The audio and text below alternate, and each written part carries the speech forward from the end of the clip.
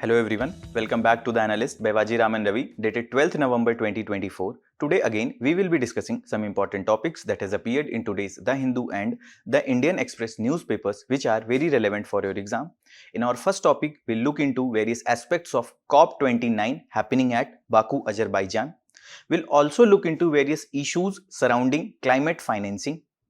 In our second topic, we'll see why there is need to end discrimination in prisons and various issues plaguing the prison infrastructure in India and some possible solutions. Then in our simplified section, we'll take up 5 articles and we will try to explain them in simplest language possible to enrich your understanding of the newspapers. Additionally, we have also incorporated some prelims pointers which is going to be very important for your upcoming prelims 2025 exam. So please have a look on them also and stay tuned. So our first topic is COP29 at Baku. The context of this topic is that the 29th Conference of Parties or COP began in Baku, Azerbaijan on Monday. This particular topic pertains to syllabus of your GS paper 3, Conservation, Environmental Pollution and Degradation. So what does this COP actually means? COP or Conference of Party is the supreme decision making body of the UNFCCC Convention. Generally, every year, all the parties who are signatory to the convention meets. At present, there are 198 parties. These meetings also look into various progress that has been made on the earlier agreements like Paris Climate Agreement, etc. Also, they also try to sign some agreement, bring some consensus to actually address the widespread issues of the climate change. So, the main objective of COP is to review the implementation of the convention, address the challenges that are emanating out of widespread climate change that is happening, and also to forge new agreements to combat global issues like climate change and its repercussions, various mitigation and adaptation measures that can be taken. Also, if you look into the history of the COP, it started after this 1992 Rio Earth Summit where 154 countries signed a multilateral treaty. At present, as I have told you that 198 parties are signatory to the convention.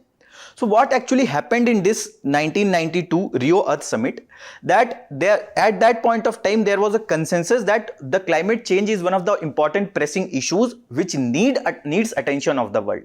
And that's why it resulted into Rio Declaration on Environment and Development, which mainly was addressing the global environmental issues, also to promote the sustainable development. Then Agenda 21, which was mainly with regard to the sustainable development. Also, the forest principles were emanated out of this 1992 Rio Earth Summit. And mainly the forest principles were aimed in the sustainable use of the forest resources, keeping in mind economic, social as well as environmental considerations. Apart from that, there were some legally binding Rio conventions that were opened for the signature by the parties. The first important was the UNFCCC, that is Framework for Convention on the Climate Change, which mainly aimed on stabilizing the greenhouse gas emissions. So I want to ask a question to you people, that which is greenhouse gas which have highest global warming potential? Also, the other convention, that is UN Convention to Combat Desertification, the main aim was to reverse the desertification and land degradation, to promote the sustainable use of land resources.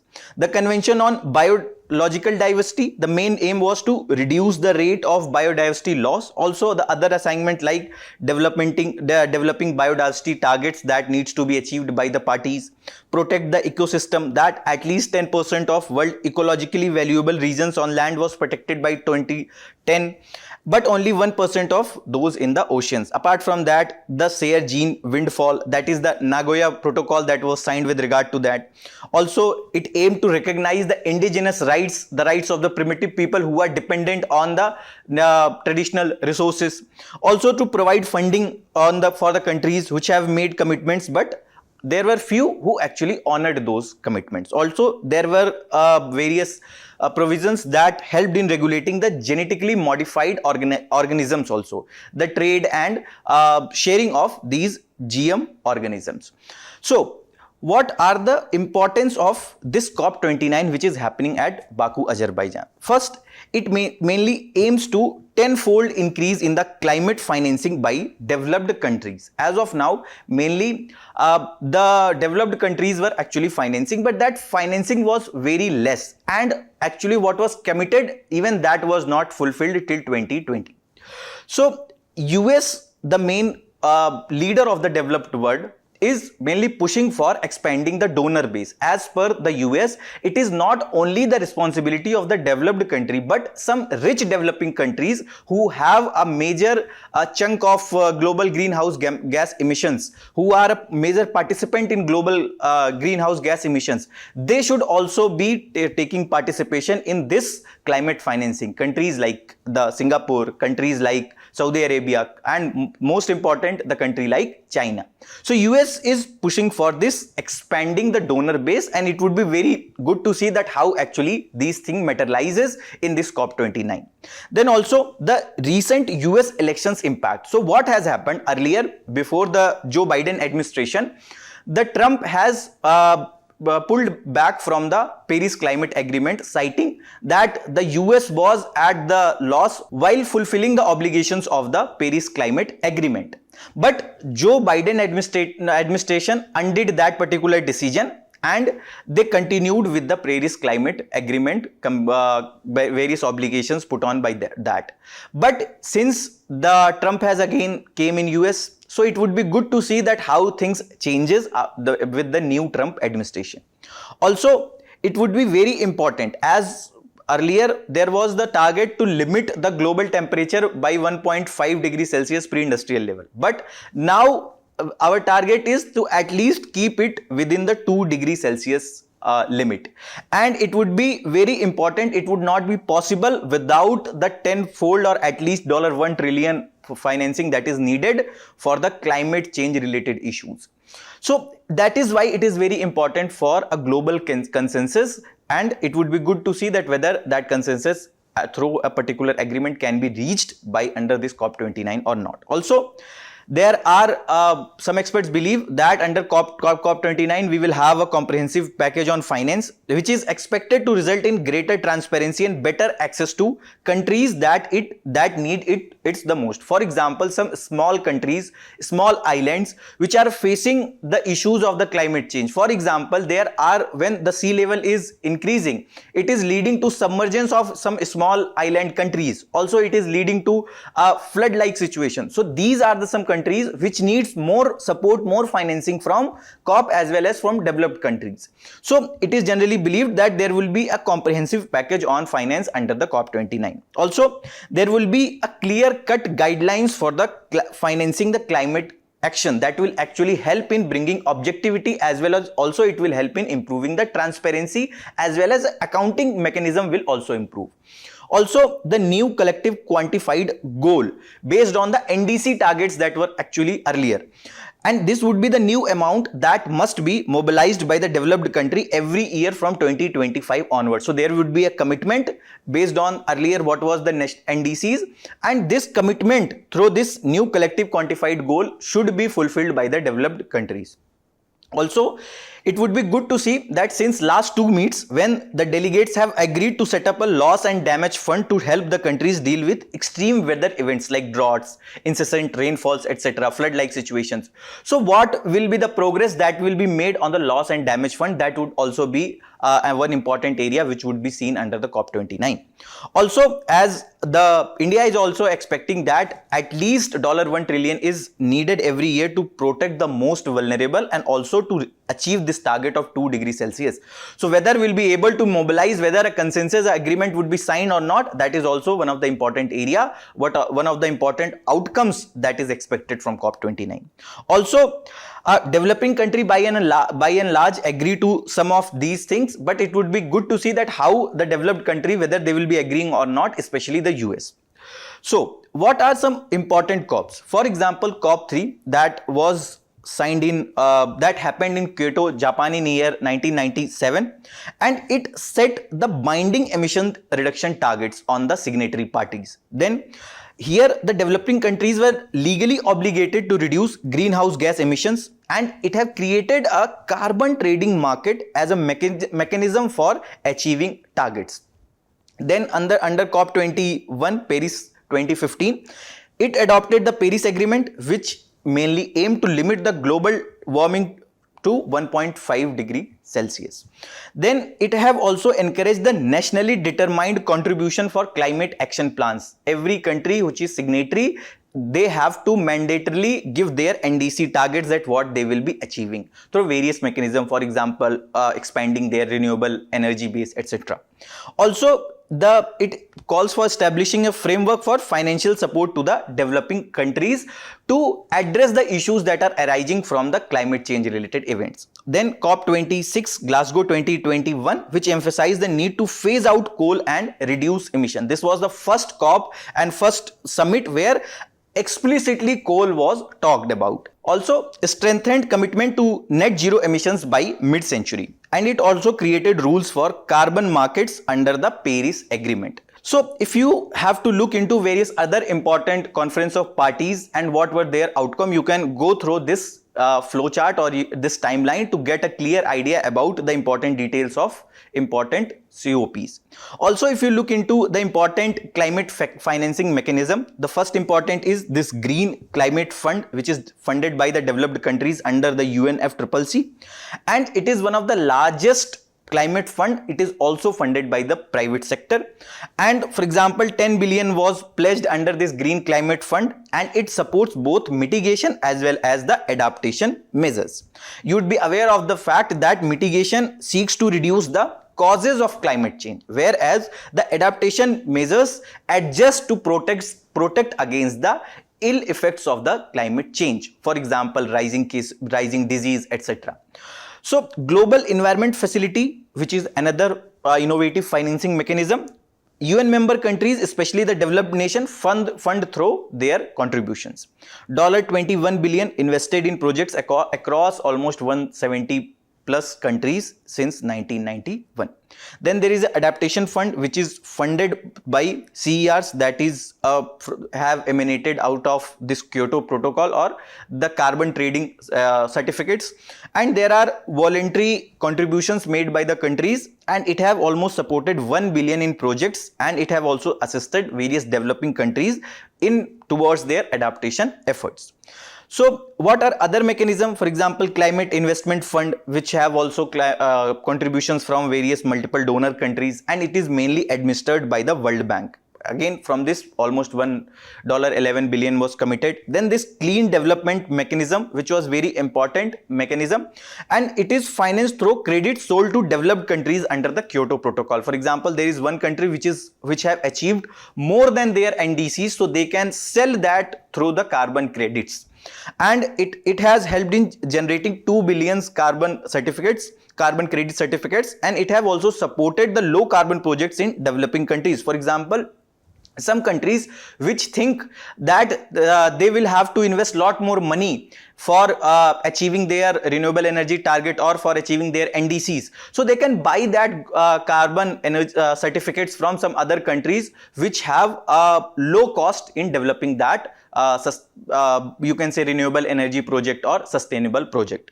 Then this UN RED program, which have joint funding mechanism from FAO, UNDP and UNEP, and it is supported by donor countries, and it almost operates in 65 plus countries to reduce the deforestation as well as the greenhouse gas emissions. So what are the major issues in the climate financing? The first important is the insufficient funding for the developing countries. For example, $100 billion per year was pledged by developed nation that remained almost unmet, and it was only $83 billion that was provided till year 2020. So most of the developed countries which are actually committing, they are not providing that financing. And the main issue is that there are still some countries, there are still some leaders who think that climate change is not one of the important issue. Climate change is not one of the pressing issues of 21st century. And that is why there is delay, there is apprehension in providing that climate financing. Also, the uneven distribution of fund. For example, African countries, African continent received only 4% of total climate financing despite the high vulnerability, and most of this fund have emanated into the some of the Asian countries. So the inter-country variation that is there, that is one of the important issue, that funds are not being provided evenly throughout all the countries of the world, throughout all the regions of the world, and especially the some regions which are more in need, which needs climate finance, they are not being provided. Also, the private sector participation hasn't been very good. For example, the corporate green bonds and the private sector investment hasn't been that much, hasn't seen that much improvement which was expected. Still, there are very less demand of these kind of bonds as well as these kind of financial instrument which are investing in the climate sustainable projects. Also, the lack of long-term financial commitments. For example, most of the climate finance is allocated to immediate response projects. Okay. Also, you have to understand that there is a polluter pay principle which actually calls for that the countries which are actually polluting our environment, the countries which are actually leading to more and more greenhouse gas emissions, some of the industrialized nations, their responsibility should be more in providing this climate financing to reduce the impact of the climate change and also to move forward in various mitigation and the adaptation measures. So if you look into this, the China, which is contributing to almost 24.4% of the total emissions, and United States, which is contributing to almost 13.3% of the global greenhouse gas emissions. However, the United States, if you'll see historically, has been one of the major contributor. So it should be their responsibility to provide the climate finance, to provide the finance and hand holding to some least developed countries, developing countries, and also to the countries who are more vulnerable. So if you look into the other issues, the complexity of the funding mechanism, for example, Green Climate Fund has a complex application and reporting process. Debt track risk for low income countries. For example, loan for climate action can worsen the debt burdens for vulnerable nations. Lack of transparency and accountability. For example, concerns are there that how funds are actually being used to fund the climate projects, and this transparency or opaqueness and issues in the accountability is also one of the important issues that why the developed countries are apprehensive in providing the climate financing. Also, the limited focus on the adaptation projects. More and more the funds are moving towards the mitigation efforts and less funds are being moved towards the adaptation projects. For example, more funds are being diverted to develop some renewable energy project like hydropower, solar energy, etc. However, less number of funds is being diverted to improve the capacity building of the people so that they can face the adverse impact of the climate change. And the data with regard to that according to some experts, it is believed and that 70% of finance is directed to mitigation with limited adaptation funding. So what should be the way forward? The first important need is to increase the climate finance commitments, and moreover, it is not commitment that is needed. The countries should fulfill those obligations, countries should fulfill those commitments. Also, there is need to ensure the equitable fund distribution, means the countries which are more in need, they should be provided funds on the priority. Also, there should not be a inter-regional variability, there should not be inter-continent, inter-country variability, rather a equity principle should be followed. Also, there is need for enhancing the private sector involvement, and for that government may give some support to these private sector in form of various tax exemptions, etc., whatever the funding they will do in the green bonds or sustainable instruments. Also, there is need for commitment to long-term funding which can actually help in fulfilling the needs of the future generations, and it will not be only fulfilling the need of today but even after the 1 century later if we will focus on the long-term funding. Also, we need to simplify the access to fund process so that the countries, the small countries, can get access of these funds easily. Also, there is need for shift from loans to grants, because what is happening, some smaller countries, due to the apprehension that they would be liable to pay various interest on the various loans or finance that they are taking to go for the climate financing or to develop that renewable energy infrastructure. They are not taking that in that financing, because they have this thing in mind that tomorrow there will be a liability on me to not only pay the principal but the interest also. So better would be that some countries, some well developed countries, and also the intergovernmental organizations should provide grants to these countries rather than loans, so that they do not feel that liability to pay in future.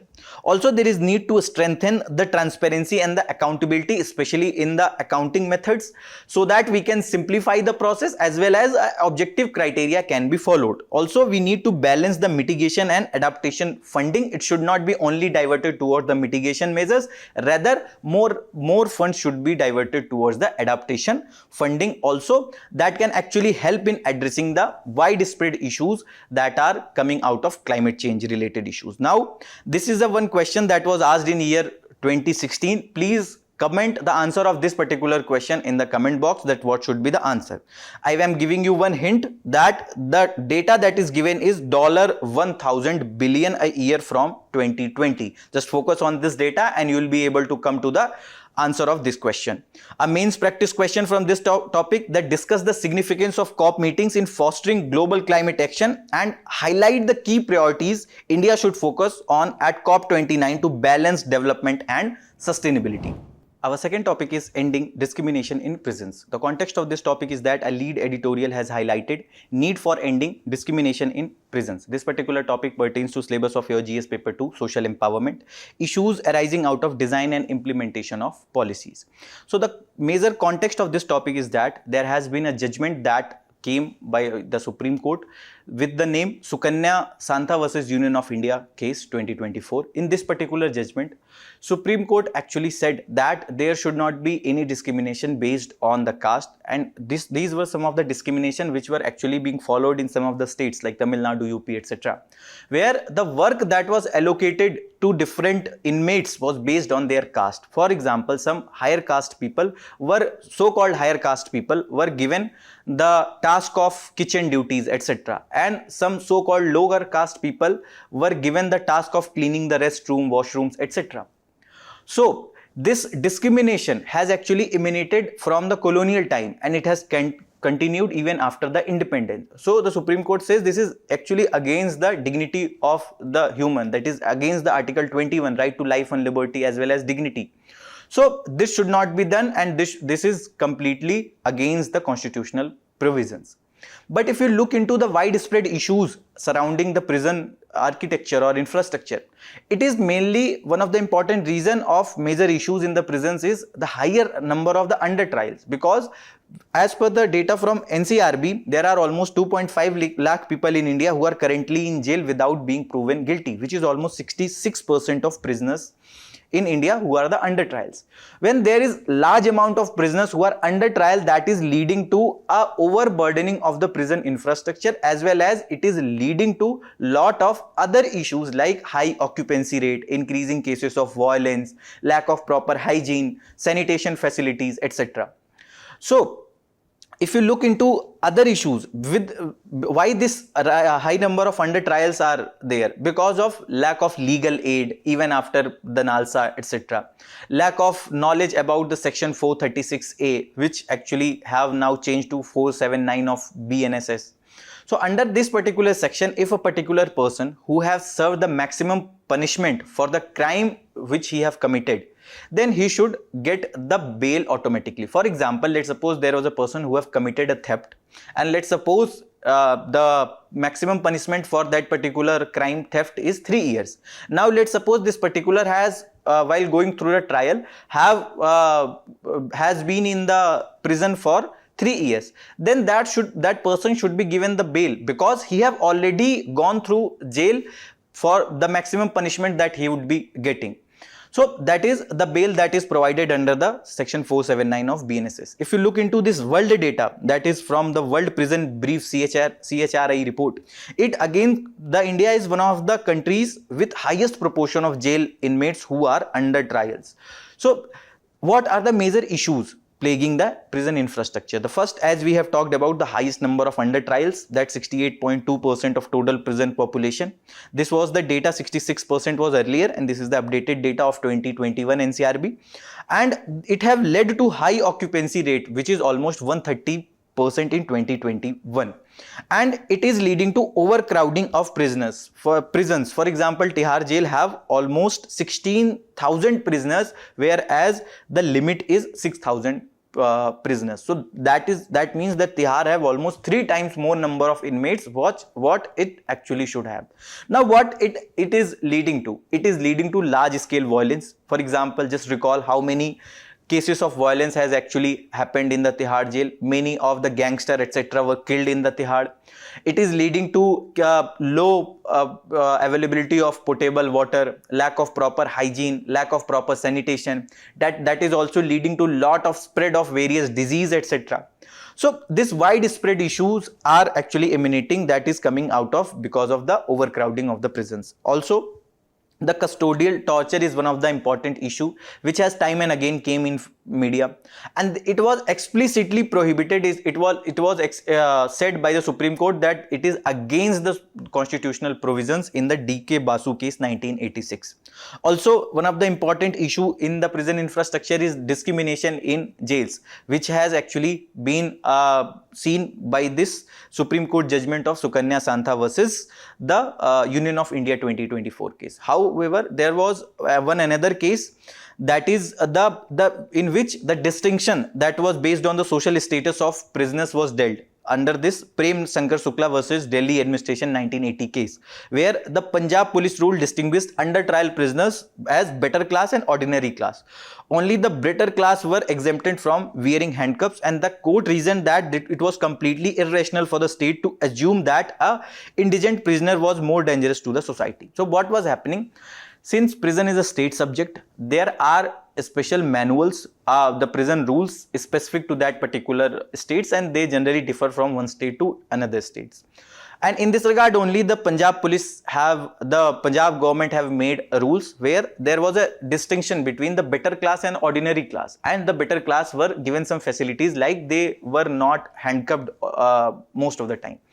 So Supreme Court said that there should not be any distinction, and similarly the various other manuals like Tamil Nadu prison manuals, which were actually discriminating based on the caste, has also been done away through this Sukanya Santha versus Union of India 2024 case. Also, the lack of awareness about the rights, and this has been also highlighted in the Prison Reforms Commission 2018, which says that prisons are unaware about their rights of the free legal aid. Also, the lack of support systems means even in the jail, there are 13% of the prisoners who have been given the vocational training through this data that has came from NCRB 2021. And there are very less avenues available for the education, skilling. There are very less avenues that are available for the self-improvement of the inmates. Also, the widespread poverty that has been also highlighted by various reports of the NHRC, which says that the economically disadvantaged groups or the people who have the coming from the poor background, they are more at loss because there are various under trials who do not have even the bare minimum money to fulfill the bail condition, to fulfill the bail bonds, and that is why they are still in the jails, they are still in as an under trial. Also, the societal non-acceptance, even after coming to the society, even after completing the prison time, the society doesn't accept that particular person. Society have a feeling that once a criminal is always a criminal. That leads to high recidivism rate. Means if a person is there who is not being accepted in the society, who is still being discriminated, who is still being labeled as a criminal, there might be a case that he will then again motivated to resort to some other criminal activities, because society is not accepting that particular person, because society is not ready to accept that person in the normal social life, because society is labeling that particular person as a criminal. So that may lead to high recidivism rate. If you look into various committees that were formed in with regard to the widespread prison reforms, there was Rajendra Prasad Committee in 1953, which mainly called for improvement of prison infrastructure, provision of adequate facility for prisoners, establishment of open prison for low risk offenders. Then M.R. Masani Committee that came in 1978, which called for abolition of solitary confinement, introduction of parole and probation systems. As of now, if you look, I will not take the name, there are some people who are getting frequent paroles. They are coming out of the jails, but there are still some people, some poor people who despite have strong need. For example, there would be a marriage of that particular person, or there might be a death of a spouse of that particular person, still they are not getting paroles. And there are some people who you can say well off in the society, they are getting frequent paroles. So there is a you can say discrimination, an unsaid discrimination to give paroles to the well-off people. Also, emphasis on the rehabilitation of the prisoners that was recommended by M.R. Masani Committee. Then V.R. Krishna Iyer Committee 1983, which mainly gave various recommendations for the decongestion of prisons, implementation of alternative sentencing options. It should not be only the prison, rather some other forms of punishments can be given, promotion of legal aid to prisoners. Also the Malimat Committee that came in 2003, reforms that mainly called for widespread reforms in the criminal justice system. And there were some recommendations you can see that were seen in the BNS and the BNSSS. The improvement of prison conditions, that proper sanitation hygiene facilities should be there. Establishment of specialized prisons for women and juveniles because of the special needs that are needed to them, special treatment that is needed. They should not be kept with the ordinary prisoners. Then Justice Amitav Rao Committee that came in 2018, which mainly called for speedy trials by setting up fast track courts. Also increasing lawyer to prisoner ratio so that the free legal aid can be provided to under trials properly. The introduction of special courts as well as avoiding adjournment process, because this culture of adjournment unnecessarily leads to lot of delay in the trial process, and that lead to further incarnation of the people who are going through the trial. Also, there can be some facility that can be provided, of phone call facility to the people so that they may get connected with their families also. And one of the important issue that came in Sukanya Santha case was that based on the caste also there was discrimination. And there were various other cases earlier which were seen by the Supreme Court, in which even based on the caste or even based on the distinction of class, there were this facility that was provided, that what number of phone calls a particular person can get. So how can that be justified? If you look into some government initiatives like Prison Reform Commission that came in 1980, which established to evaluate prison conditions and recommend comprehensive reforms in the prison architecture. National Legal Service Authority, which mainly calls for providing the free legal aid to prisoners to ensure that access to justice is there. However, the major issue with this, there is very less awareness with the people about the NALSA. Then Model Prison Manual that came in 2016, which provides standardized guidelines for prison management, discipline and inmate care. Skill development programs that mainly calls for vocational training of the people, providing them proper education, skilling, self-improvement programs, educational initiative, so that they can be rehabilitated properly, and after coming from the prisons they can be integrated with the society. Then Prison Reforms Bill 2023 that aims to improve conditions, reduced overcrowding and focus on rehabilitation. Also the open prison schemes allows low risk prisoners to work outside, promoting reintegration in society. And e-prisons project, which mainly calls for digitize the prison records, enhancing efficiency, transparency and management within the facilities. What should be the way forward? First, the pre-trial detention can be one of the last resort, especially some of the crimes which are not very low in degree, okay, because this is leading to higher number of under trials.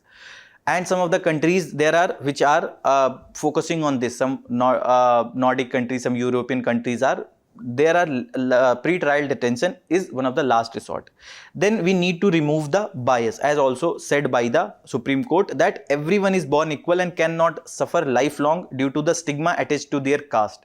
So whatever the direction Supreme Court gave is that state and union territories should revise their prison manual rules in 3 months. Center should address the caste-based discrimination in Model Prison Manual 2016 and Model Prison Correction Services Act 2023 in 3 months. The caste column and references to caste in the prisoner register should be removed within 3 months.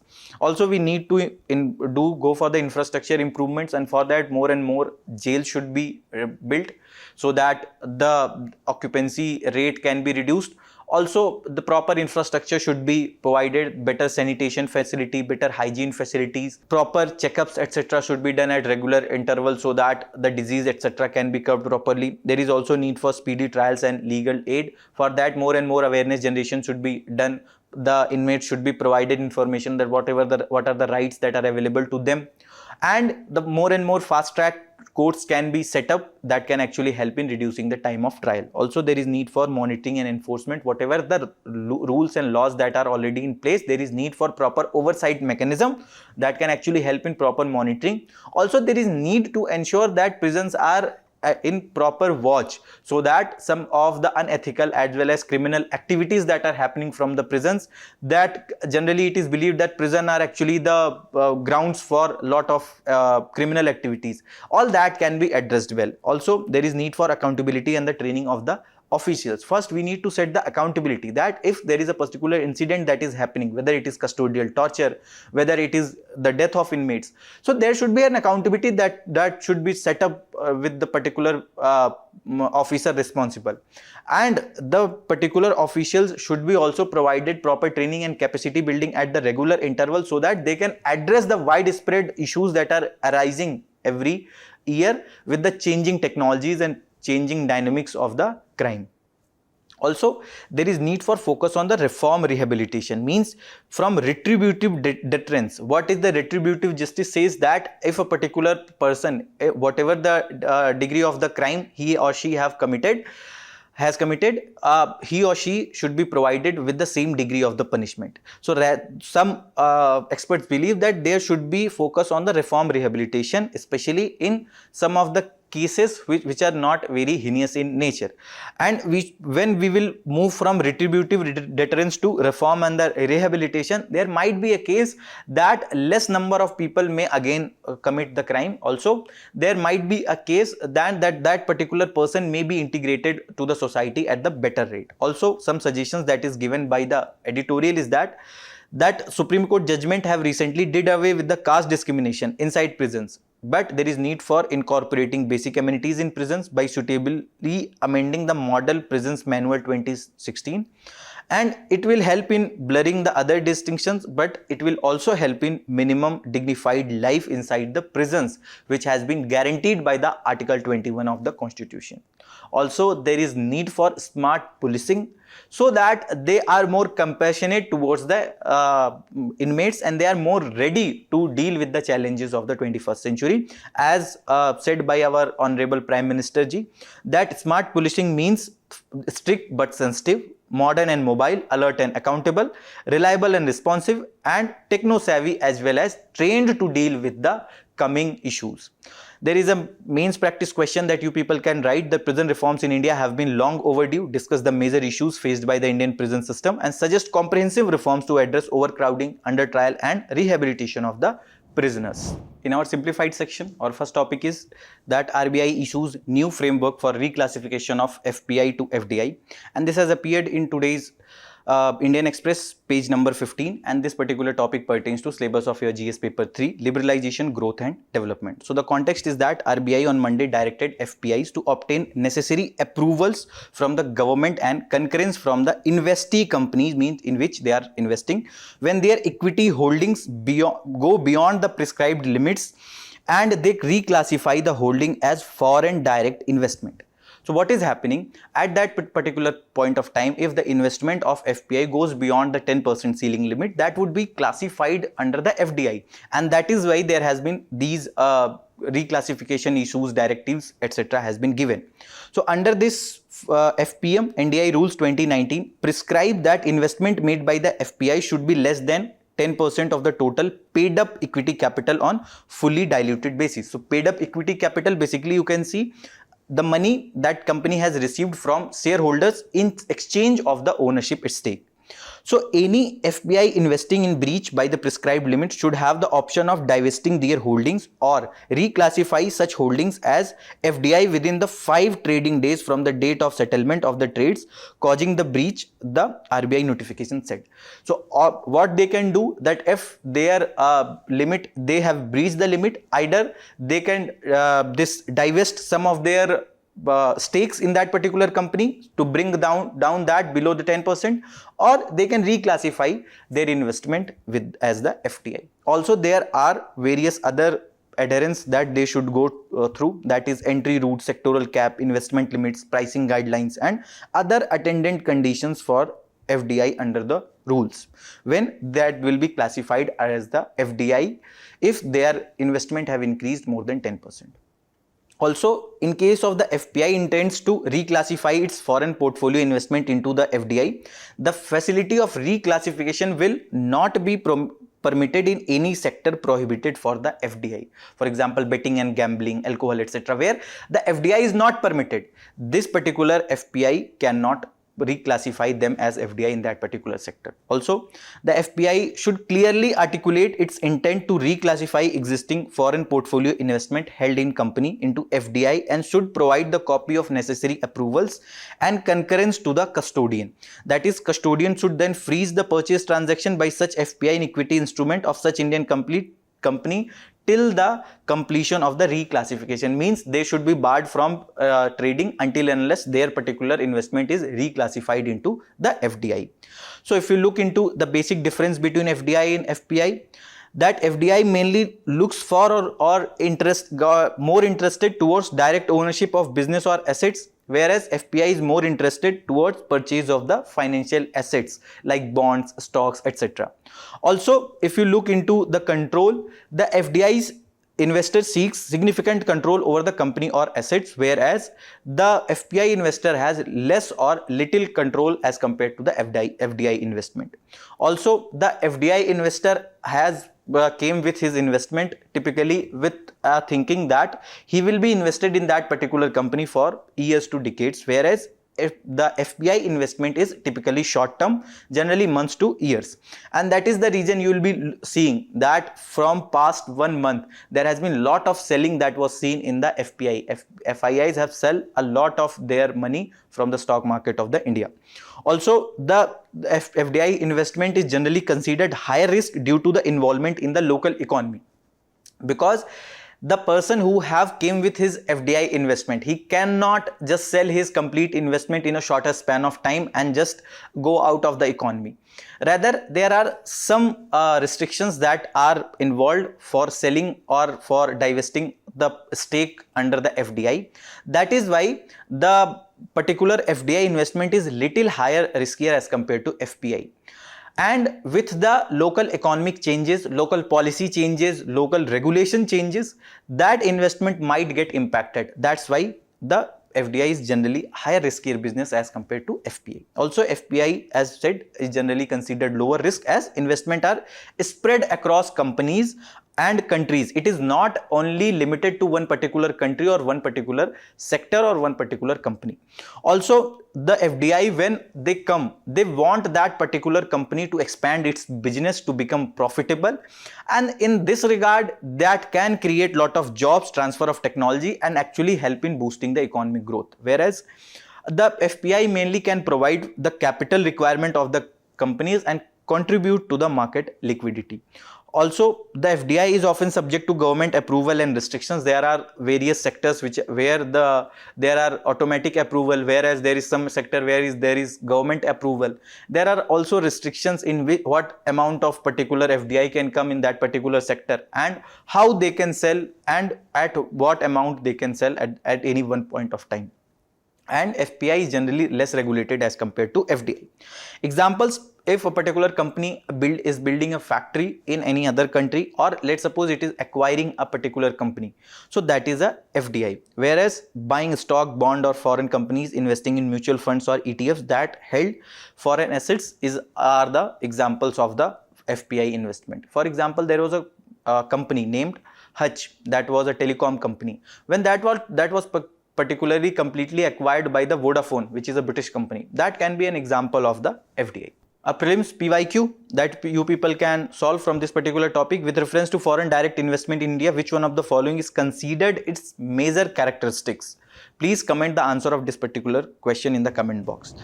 Our next topic is Europe's digital euro. This particular topic pertains to syllabus of your GS paper 3, growth and development, IT and computers, and this has appeared in today's The Hindu, page number 11. So the context is that European Central Bank has been working on a digital currency for some time, and now its preparation phase commenced in November 2023, and this currency is meant to be government's alternative to existing cashless options such as credit card, apps, cryptocurrencies and bank transfers. People can use the digital euro to pay directly from a digital wallet on a smartphone or computer without involving a bank or the payment gateway. And depending on the end services, the money can be transferred via Bluetooth, a browser extension, or even the smartphone contact. So what is happening? Let's suppose at this point of time, you are taking the help of PhonePe, Paytm, etc. to go for cashless transaction. At that point of time, there might be some platform fee or some transaction fee that might be levied by these intermediaries. For example, if you'll go on recharging a particular phone through the PhonePe, they levy a platform fee. But and that is leading to loss to the people. Okay. So what is happening? And in this regard, even if people is using the credit card or if the people are using digital wallets, etc. So the transaction is leading to the cost to the people. So if there is a digital currency that might be developed by the central bank itself, as it is in case of digital euro or it is in the case of CBDC, so the transaction charges that are being levied by the intermediaries, that might be reduced. Also, as suggested by the article, the digital euro differs from other types of digital payment options because ECB issues it directly. Indeed, this central bank digital currency is expected to be an infrastructure that ECB manages. Means directly it is being issued by the central bank, making it possible to process the national and international payments between citizens and companies quickly and cost effectively. That we have talked about, that the intermediary charges may not be levied. It will also be used for micro payments, the small payments, a small amount of payments, which are currently disproportionately expensive thanks to the bank and payment services providers' conventional cost structures. The cost neutral digital euro effectively allows for new business models. There might be new companies who will be coming that will be providing services related to these central bank digital currencies. Also, ECB has thus presented this as a new, better alternative for citizens, which is free, anonymous, reliable. But this is not truth about the purpose of digital currency. So what is the actual? This is the decisive difference from the digital euro. It will not be used to digitally exchange debt claims between different financial services provided that are intermediary between the buyers and sellers. Instead, it is a digital version of the legally valid cash.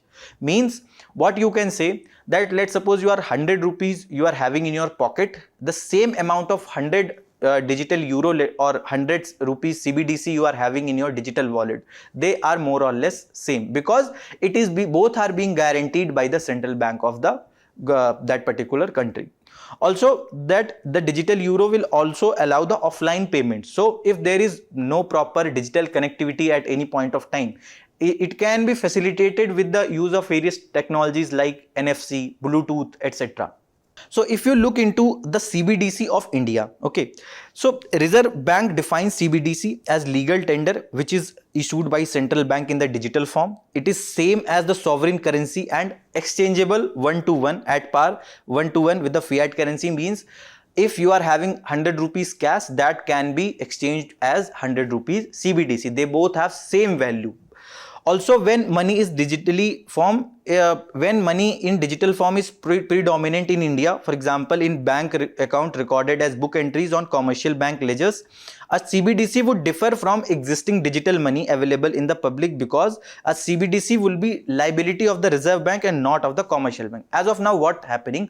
Let's suppose you have submitted or you have deposited 10,000 rupees in State Bank of India. So that 10,000 rupees is the liability of State Bank of India. But let's suppose tomorrow you are having 10,000 rupees of CBDC in your bank, that is liability of the central bank, that is Reserve Bank of India. This is the basic difference between the deposit that we are having at this point of time and deposit we will have in the form of CBDC in future. Various features of the CBDC, that it is the sovereign currency which is issued, which is backed by the central bank, and it is in alignment with the monetary policy of the state bank. It appears as a liability on the central bank's balance sheet, that they are liable to pay to the person with whom that particular CBDC belongs. It must be accepted as a medium of payment, legal tender, and safe store of value of all citizen enterprises and government agencies. Anyone cannot deny that particular payment, rather because that is a legal tender that is acceptable, that is guaranteed by the central bank. Now you people tell me in the comment box that the checks that are drawn, are they legal tender in India or not? Also, they are freely convertible against the commercial bank money and cash. You can exchange it with the cash. They are fungible legal tender for which holders need not have any bank account. Also, it is expected to lower the cost of issuance of money and the transaction at this point of the cost that is there. Let's suppose RBI incurs a cost for printing that particular money, physical cash. All that might be reduced. You can solve one prelims 2024 question that has came in the prelims exam from this particular topic. And in this regard only, I want to focus on one point, that we keep on saying that current affairs is very important. Apart from that, you should keep on visiting some of the important websites of institutions like RBI, SEBI, etc. at regular interval of time, because you see all these 3 points are clearly visible, clearly available on the RBI websites, and it has directly been picked word by word from this particular website of the RBI. Only this particular point, that it is ensured against the inflation by its very design, this is incorrect. It is not ensured, because inflation is majorly affected by the demand and the supply, or if there is a non-availability of raw material, that is cost push inflation, or there has been large scale availability of that particular product in the market that is leading to less cost of that particular product. CBDC will not ensure, CBDC will not provide any cushion for inflation. So this particular topic, this particular point 3, that it is ensured against the inflation by its very design, is incorrect. So third statement was incorrect. Now you people tell me the answer of this particular question in the comment box.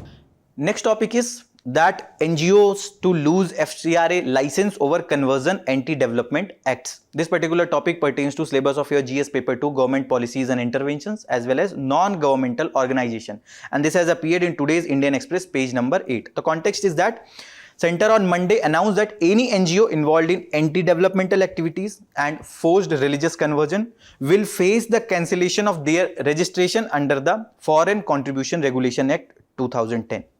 Also, if the NGO has diverted their foreign contribution for carrying out any anti-developmental activities, anti-development activities like terrorism, Naxalism, or any form of organized crime, or inciting malicious protest, field inquiry has revealed the likelihood of personal gain by the organization or by office bearers, or foreign contribution is likely to have been utilized for undesirable activities, linkages with terrorist organization, anti-national organization, key functionaries have links with terrorist or radical organization, their FCRA registration would be cancelled.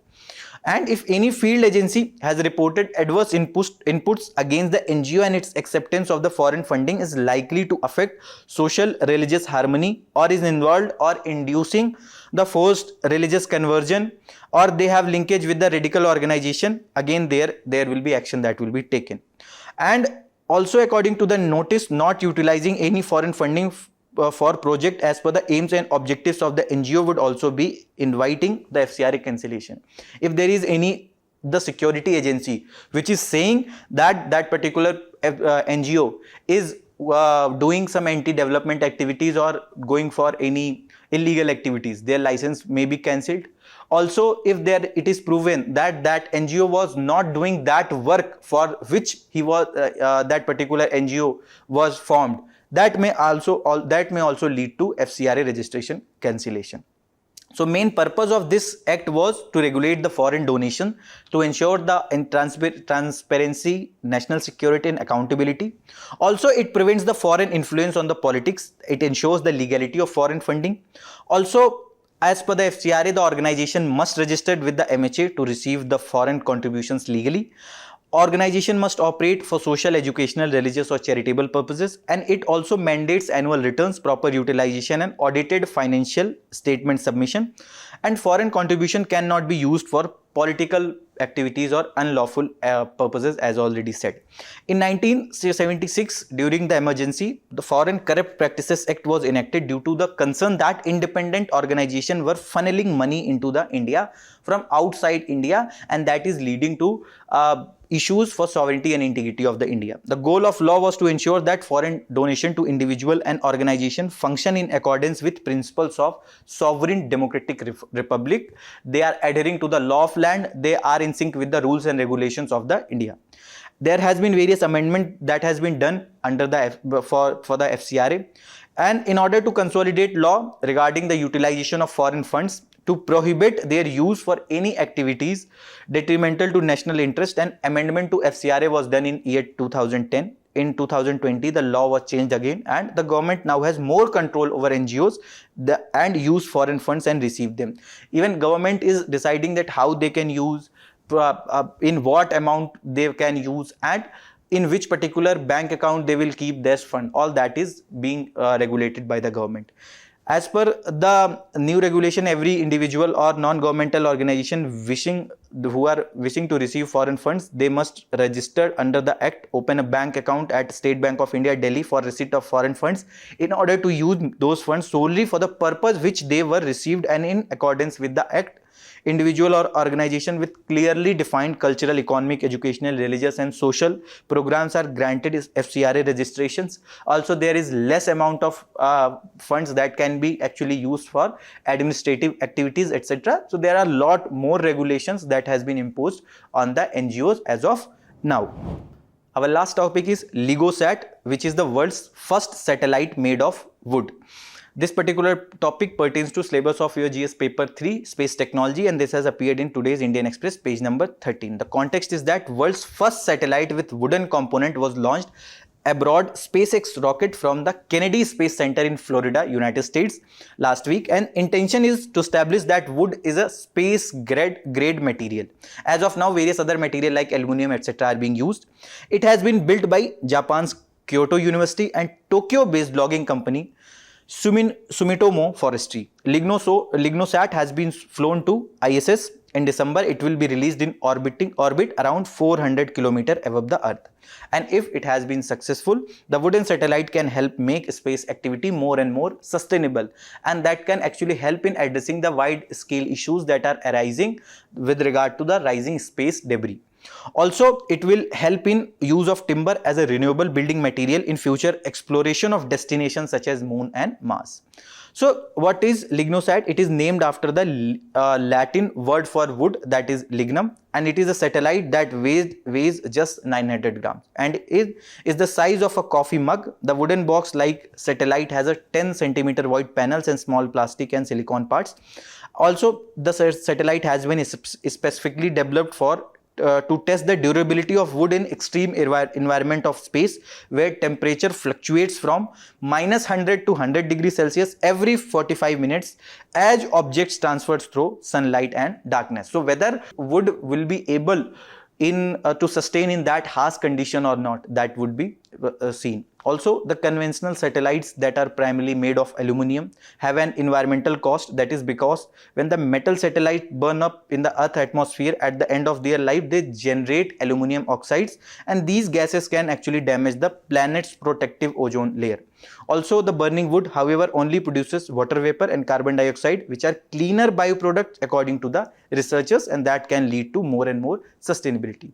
If you talk about various types of satellite, there are communication satellite which transmit signals for TV, radio and internet, for example GSAT. Then there are weather satellites which monitor the weather patterns like cyclone, climates, etc. For example INSAT series of the India. Then there are navigation satellite which provide location and timing service globally. Example the Navik, that is navigation with Indian constellation, that offers regional GPS for India.